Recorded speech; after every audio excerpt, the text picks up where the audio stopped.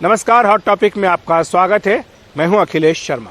शुरुआत करें केंद्रीय गृह राज्य मंत्री अजय मिश्रा टेनी की खबर से, जिन्हें हटाने की मांग को लेकर आज भी संसद के दोनों सदनों में हंगामा होता रहा। विपक्ष उनको मंत्रिमंडल से बर्खास्त करने की मांग पर अड़ा हुआ है। राहुल गांधी ने भी संसद में कहा कि या तो टेनी इस्तीफा दें या फिर उन्हें बर्खास्त कर दिया जाए। वहीं सरकार का तर्क है कि जब सुप्रीम कोर्ट की अगुवाई में जांच चल रही है तो फिर जांच पूरी होने तक उन्हें क्यों हटाया जाए। सर, जो लखीमपुर खीरी में हत्या हुई है आप प्रश्न और जो मंत्री का इन्वॉल्वमेंट है उसमें माननीय सदस्य जहां कहा गया है कि कंस्पिरेसी है, आपके बारे में 262 हमें बोलने देना चाहिए।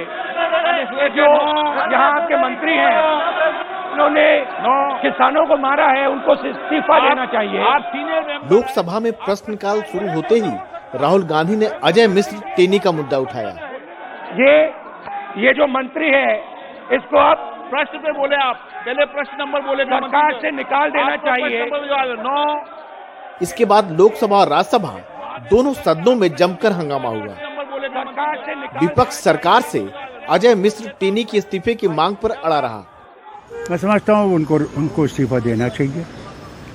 डेमोक्रेसी में ये सबसे बड़ी चीज है और प्रधानमंत्री को उनका इस्तीफा मांगना चाहिए, ये जरूरी है। लेकिन सरकार का कहना है कि सुप्रीम कोर्ट की अगुवाई में जब जांच चल रही है तो फिर टेनी क्यों इस्तीफा दे। मामला टेनी के खिलाफ नहीं बल्कि इनके बेटे के खिलाफ है। इतने दिन तो लोकसभा चला है, राज्यसभा कुछ बीच में चला नहीं चला, आज क्यों ज्ञानोदय हो रहा है। सुप्रीम कोर्ट मॉनिटरी इन्वेस्टिगेशन चल रहा है, सब जुडिस है मैटर। जो आदमी minister of state home affairs है वो इन्फ्लुएंस कर सकता है, तो उसीलिए हम मांग रहे हैं कि इन्होंने ही ये कहा था कि किसानों आप सुधरो, नहीं तो हम आपको 2 मिनट में सुधारेंगे। और इन्होंने भी ये कहा था मेरा बेटा अगर उस स्पॉट पे थे, अगर ये साबित हुआ तो मैं इस्तीफा दूंगा बोले थे। तो ये सब बातें जब आए हैं और आपके कहने के आपके वजह से इंस्पिरेशन आपके बच्चे को मिला। विपक्ष भले ही दोनों सदनों में गृह राज्य मंत्री के इस्तीफे की मांग पर अपने आंदोलन को और तेज कर रहा हो, पर सरकार इस पर कोई कार्रवाई करने की मूड में नहीं दिख रही है। किसान आंदोलन के सामने पूरी तरह झुक चुकी सरकार आखिर अजय मिश्र को बचाने में क्यों लगी हुई है, ये बात राजनीति के जानकार समझ नहीं पा रहे हैं। लेकिन अलग अलग मुद्दों पर सदन में जारी टकराव एक बड़े राजनीतिक संकट का इशारा है। नई दिल्ली में संसद भवन से राजीव रंजन, एनडीटीवी इंडिया। वहीं बीजेपी सूत्रों का कहना है कि सरकार अजय मिश्रा टेनी के खिलाफ कार्रवाई करने के पक्ष में नहीं है। उनका यह कहना है कि एसआईटी की रिपोर्ट अंतिम नहीं है, ये मामला अभी अदालत में चल रहा है, अदालत के फैसले का इंतजार करना चाहिए।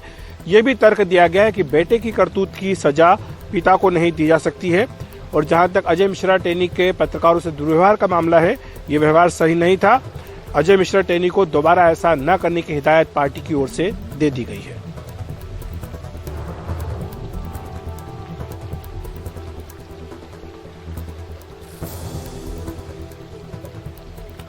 बात करते हैं उत्तर प्रदेश की, जहां आखिरकार चाचा भतीजे का मिलाप हो ही गया। आज समाजवादी पार्टी के अध्यक्ष अखिलेश यादव ने अपने चाचा शिवपाल यादव से, जो कि प्रगतिशील समाजवादी पार्टी के अध्यक्ष हैं, मुलाकात की और उसके बाद ट्वीट करके गठबंधन करने का ऐलान कर दिया।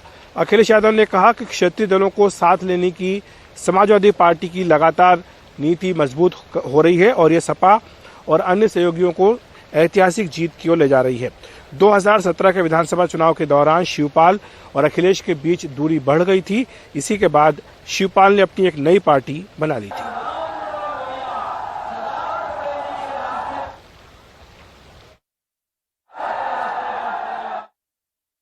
अखिलेश यादव और उनके चाचा शिवपाल यादव के साथ आने से दोनों का फायदा है।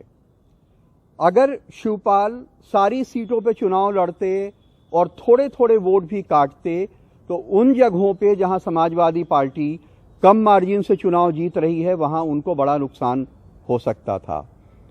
भले उनका प्रभाव क्षेत्र पूरे यूपी में ना हो और बहुत बड़ा ना हो, लेकिन जो साथ आने का मैसेज है वो ज़्यादा बड़ा होता है, क्योंकि राजनीति एक परसेप्शन की लड़ाई भी होती है और इससे ये संदेश जाता है कि यादव परिवार जो है इस जंग में अब एक हो गया है अपने सियासी दुश्मन से लड़ने के लिए। इसके अलावा शिवपाल यादव मुलायम सिंह के समय के नेता हैं। वो जब मुलायम सिंह ने राजनीति शुरू की उसके कुछ सालों के बाद वो उनके साथ राजनीति में आ गए हैं।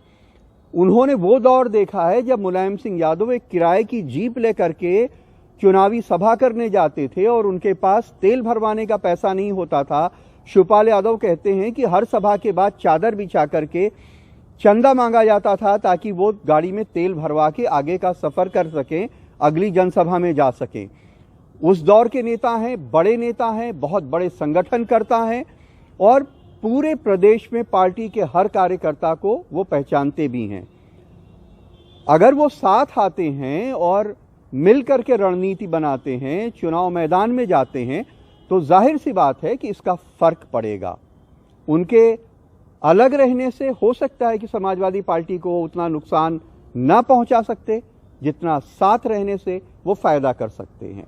तो इसमें दोनों ही दलों का फायदा है। लखनऊ में कैमरामैन विनीत कुमार वर्मा के साथ कमाल खान, एनडीटीवी इंडिया। बात करते हैं पंजाब की, जहां आम आदमी पार्टी के संयोजक और दिल्ली के मुख्यमंत्री अरविंद केजरीवाल ने आज बादल परिवार के गढ़ लांबी में एक जनसभा को संबोधित किया।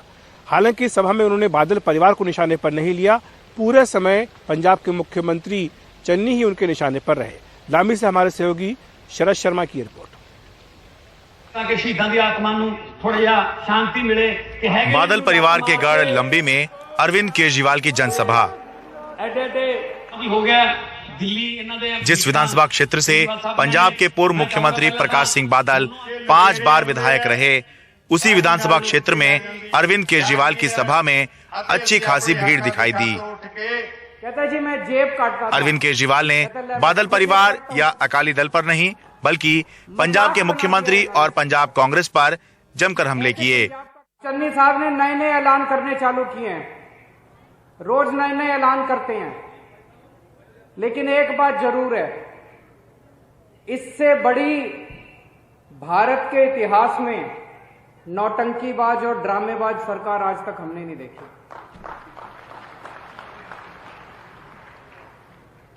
अभी थोड़े दिन पहले मैं चन्नी साहब का इंटरव्यू सुन रहा था टीवी में। इंटरव्यू में कहते हैं कि मैं तो 24 घंटे जनता से मिलता रहता हूं, सारा दिन मेरे घर में लोग बैठे रहते हैं, ड्राइंग रूम में जाता हूं, ड्राइंग रूम में लोग बैठे रहते हैं, बरामदे में जाता हूं, बरामदे में बैठे रहते हैं, बाथरूम में जाता हूं, बाथरूम में मेरे साथ लोग आते हैं, वहां भी मिलता रहता हूं।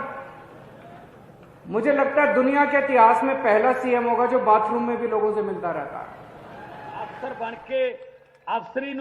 अरविंद केजरीवाल ने अपील की कि कांग्रेस और अकाली दल को कई मौके मिल चुके हैं, इस बार एक मौका आपको दें।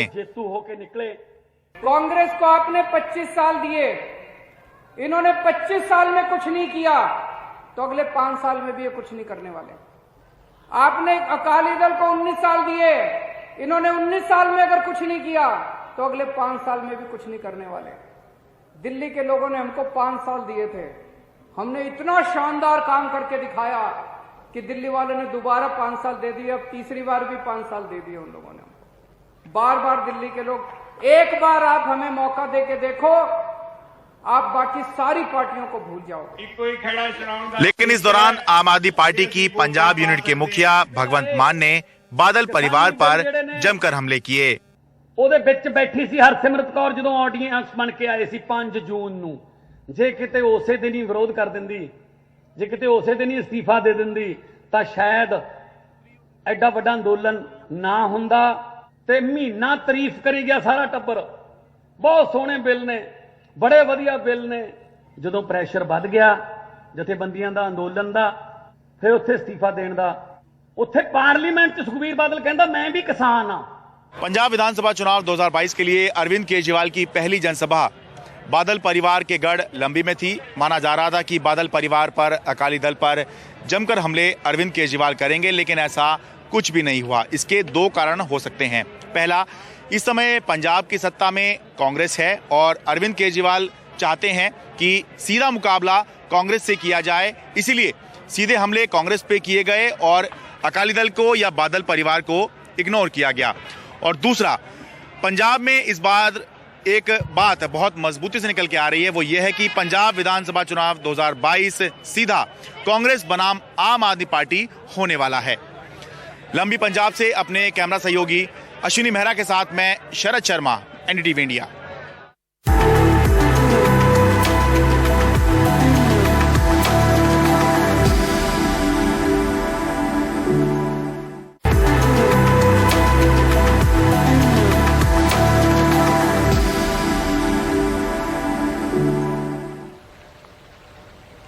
ब्रेक के बाद आपका हॉट टॉपिक में फिर से स्वागत है।